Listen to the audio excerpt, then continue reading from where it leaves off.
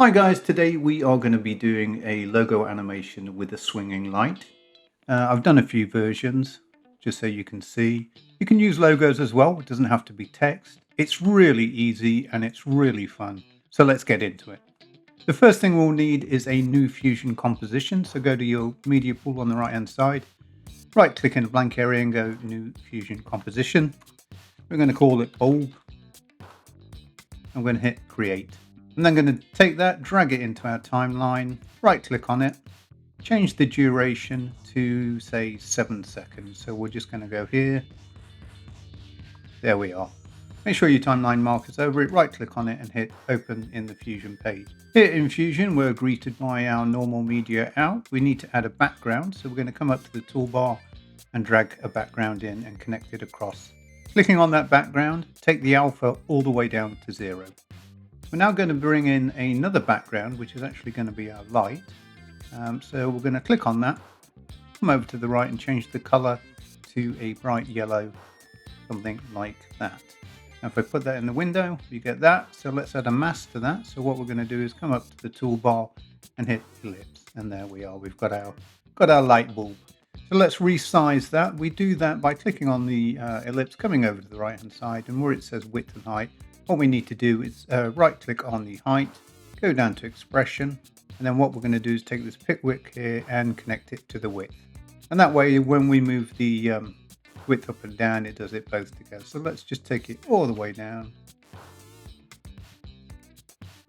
Something like that will do. So now we need to rotate it, and it's dead simple. All we need to do is bring in a transform node, connect the background to our transform node, connect our transform node to our background like so. Clicking on the transform node, what we're going to do is I'm going to put this code in the window below, but what we're going to do is I'll use the first one first.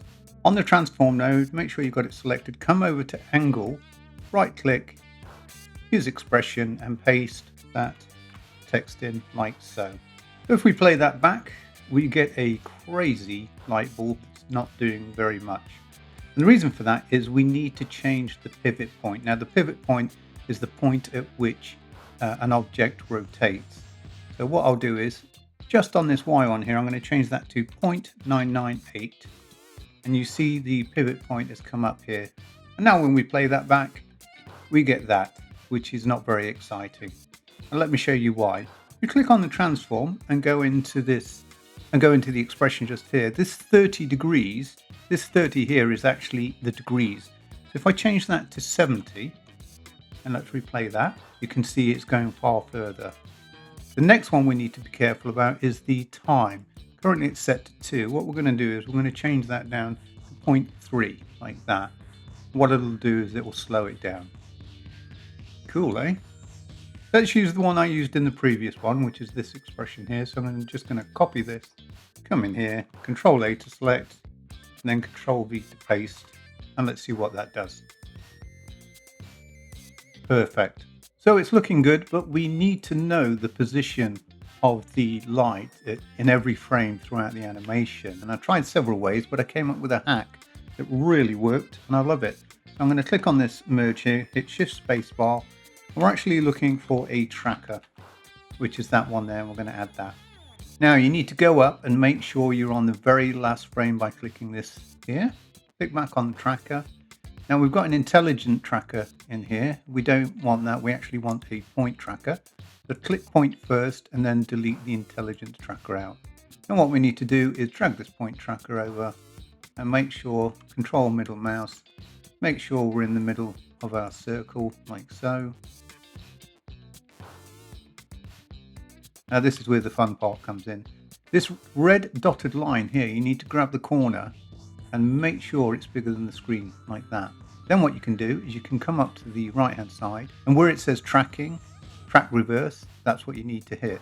Now I must tell you that this can take a while on some machines, so I may have to speed up through this part. So I'll be back to you in a minute. So it's done an amazing job tracking that. So let's add the rope.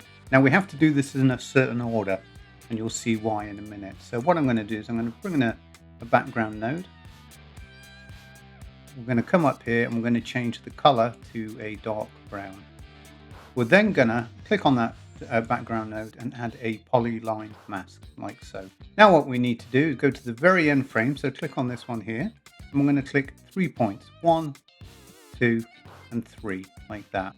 Now clicking on the polygon tool again, what we're going to do is zoom in a little bit, control middle mouse, and then we're going to increase the border width using this one here. Very sensitive, so if you need to use the control middle mouse to do it.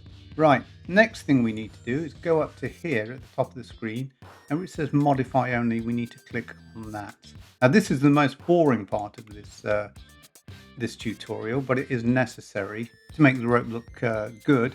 What you need to do is select that middle one like that, and go forward 10 frames. What you need to do is just rotate it in the direction of the ball, go forward another 10 frames, do it again, and do this all the way across the timeline. And the reason we're doing this is because it makes the rope look realer.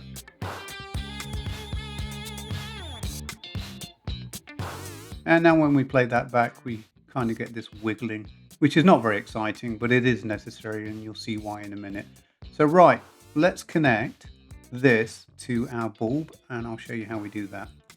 What we need to do is go back up and click modify only, come down, select the last point like that, make sure you're on it, right click and go down to polyline, and then we're looking for publish and publish XY path like that. And what you'll see is that we have these new points that have come up just here, and they show the position of that polygon. But what's cool is we can actually connect that to our tracker. Let me show you how. If I click on our tracker, come up and hit pin just here, it locks it to the inspector. And that means if I click on the polygon tool, that comes up, but the tracker is below it and we can actually connect it. So what we need to do is on the polygon, come to the point, right click and hit expression, grab this line here and bring it all the way down and drag it over the center like that. And now when we play that back, isn't that cool? We're actually finished, guys, because the rest of what we're about to do is just clean up, creating a background. So let's do that now. So we're going to come just after this tracker, we're going to bring in a background. Now it's coming as a foreground. We know this because it's green. So click on this merge here, right click and hit swap inputs. What we're going to do now is we're going to bring in our light bulb. So I downloaded this from Vector-Easy. I'll leave a link in the comments. You will need to resize it to say 200 by 200. I'm just going to F2 on that and call it bulb. And we're going to add a merge. Just drag it over like that, make sure it's connected, and put the bulb inside like that. Make sure you're on the very end one. Clicking on the bulb, add a transform like that. Again, make sure you're on the very end frame, and we need to change the pivot point of the bulb, because if you look, it's almost in the center. So clicking on this transform here, what we'll do is we'll move that to the top, and then let's play that back and see how that looks.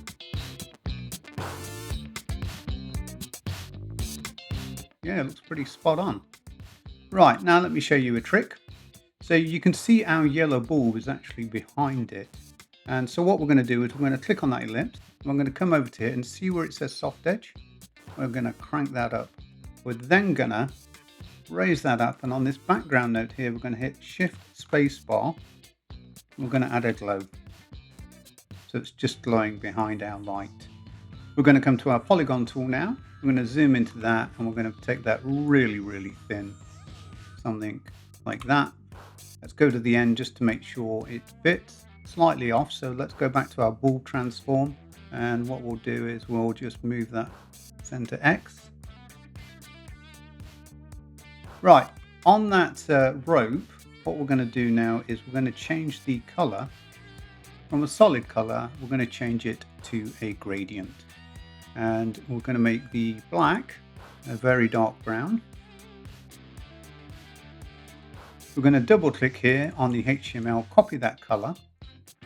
And we're going to go to the white one, click on that, double click to the text there to select it, delete it out, Control V to paste in the new one. And then this bar here, it's the same color, but we can make it a little bit lighter. Now, if we zoom out a little bit, control middle mouse, you'll see we've got these lines here. And if I move them around, you'll see the rope is lighter at one end than it is the other. So let's go to the darker one, and I'm going to make that really black like that. And by doing that, it's given the illusion that the rope is being lit by the bulb when in fact it's not, which is really cool. So now we need to add our text, which is easy to do. We're going to drag in a background node, which we're going to use for our color. We're going to connect it to our merge. Temporarily, we're just going to change that color to white like that. We're then going to bring in a text node and connect that in as well. Clicking on the text node, just type in your text in the right hand side and change the font to whatever you want it to be. Here I'm going to increase the size. And then I'm going to go to the third one in on the transform here, click on that, and then I'm going to move the Y position down just to get it where I want it to be. I'm now going to disconnect the text node, and we're going to click back on that background node. We're going to come over here, and where it says solid color, we're going to change that to gradient. And we're going to change it from a linear gradient to a radial like that. Now we need this point here to be in the center of the screen. Now we could just move it, but to be a bit more accurate, what you can do is just go to this start value here and type in 0.5, and voila, it's in the center of the screen. We now need to change the color, so click on the black. I'm going to change that right to a bright yellow like that. We're going to click on the white, click on that, and change that down to a black like that. Now we need the center of this to match the light, and it's very easy to do. What we're going to do is we're going to come over to the right hand side and see this pin button here. We're going to click that, and we're going to go over to our tracker. And now what's happened is the tracker and the background are in the same window, so we can actually connect them across. We're going to go to the start value just here. We're going to right click and hit expression. We're then going to drag the pick whip, this thing here, up to the tracker center X like so. And now when I hit play, watch what happens. Isn't that cool? Right, let's connect our text back in, because what we need to make sure is it actually looks good. Not bad at all. I'm going to bring in the darkness on the edges a bit more, and the way we do that is by moving these sliders here. I can bring it in like that to make it really dark or really light. So I'm just going to bring it in about there, and then when we play that back, isn't that cool? Now if you want to swap the text out for a logo, dead easy to do. Just unclick the text like that, come over to the side, I've got the Amazon logo here, just connect that in like that, and remember to move it. The way you do that on the logo, by the way, is if you click on the logo, actually let's rename it F2. What you'll need to do, because there is no positioning over here, what you'll need to do is hit on a transform node just here, and then you can just lower it into the position you want, and then you can also resize it as well. And let's play that back.